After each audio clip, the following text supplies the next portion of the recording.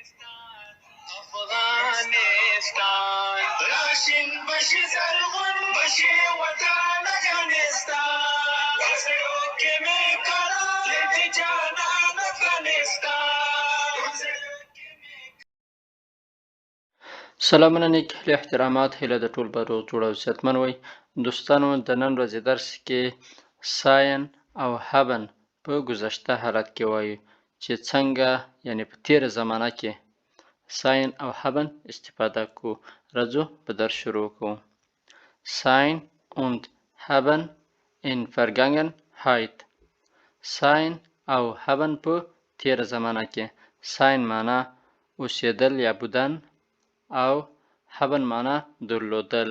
دا په گذشته حالت کې وایي چې څنګه چاته وایي چې ما یو کور درلوده یعنی تیر زمانه کې، یا څنګه چاته وایي زه پرون په کابل کې وم. همدارنګه نور مثالونه. راځو په ګډه وایو. ښه دوستانو، دلته ما لومړی ساین راخیستی ده، هغه مې له شخصي ضمیرو سره ګردان کړی ده. بیا مې په تیره زمانه کې راخیستی ده، هغه مې له شخصي ضمیرو سره ګردان کړی ده، او په آخره کې مې په جملو کې استفاده کړی ده.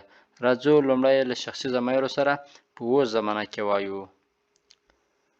پرسونل پرونومن شخصي ضمیر: ich، زه، du، ته، er، هغه نر، sie، هغه ښځه، es، هغه بېجانه یا بېروحه، wir، موږ، ihr، تاسې، sie، تاسو، دا غټ اس وي، دا زی تاسو منور کې مفرد، زی هغوی جمع ده.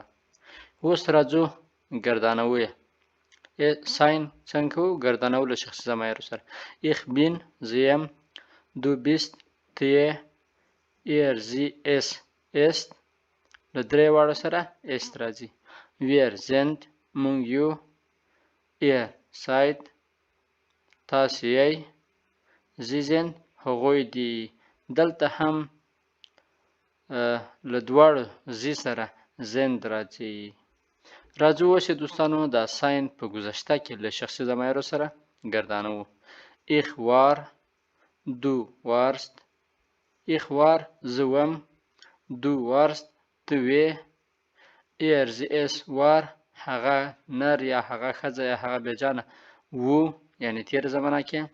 wir waren، موږ وو، ihr wart، تاسې وئ، sie waren، هغوی وو یا تاسو وئ. ښه دوستانو، اوس راځو جمله کې استفاده کوو، بیا ورباندې پوهیږو. die Sätze، جملې: gestern war ich krank، پرون زه مریض وم. wo warst du vorgestern، پرون نه بله ورځ ته چیرته وې. په گذشته کې ده ګوره، پرون نه بله ورځ ته چیرته وې. am Samstag war er in Kabul، د شنبې په ورځ هغه په کابل کې وو یعنی تیره شنبه ورنه هدف و مقصد ده. د شنبې په ورځ باندې هغه په کابل کې وو. wir waren früher in Iran، مونږ مخکې په ایران کې وو. wart ihr gestern in die Schule، آیا تاسې پرون په مکتب کې وئ؟ پوښتنه ده، آیا تاسې پرون په مکتب کې وئ؟ sie waren gestern mit Ali، هغوی پرون له علي سره وو. دلته له دغه ځینه که هدف مفرد وي بیا داسې معنا کېږي چې تاسې پرون له علي سره وئ، او که چیرې ورنه هدف جمع وي بیا داسې معنا کېږي چې هغوی پرون له علي سره وو. کرنګ معنا ناروغ یا مریض. فورګستر پرون نه بله ورځ. ګستر پرون. د شولې مکتب. ښه دوستانو، دا و ساین په گذشته حالت کې. راځو هبن ته.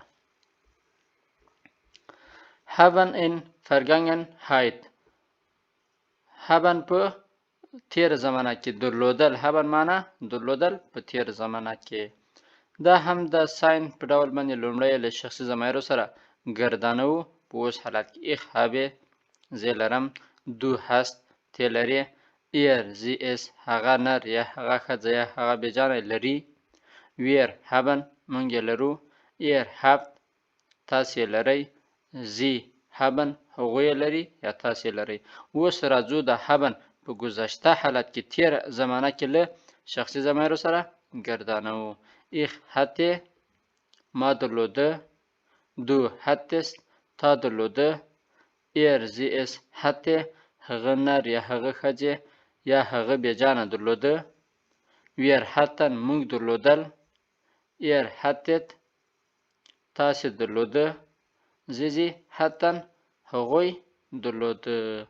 ښه دوستانو اوس راځو په جملو کې استفاده کوو بیا ورباندې په ټوله معنا پوهیږو. die Sätze جملې. ich hatte gestern ein Problem پرون ما یو مشکل درلوده. hattest du früher einen Job آیا تا مخکې وظیفه درلودله؟ د früher معنا مخکې. آیا تا مخکې وظیفه درلودله؟ hatte eine Wohnung هغه یو کور درلوده. یعنی په تیره زمانه کې هغه یو کور درلوده، شاید اوس یې ولري یا یې ونه لري.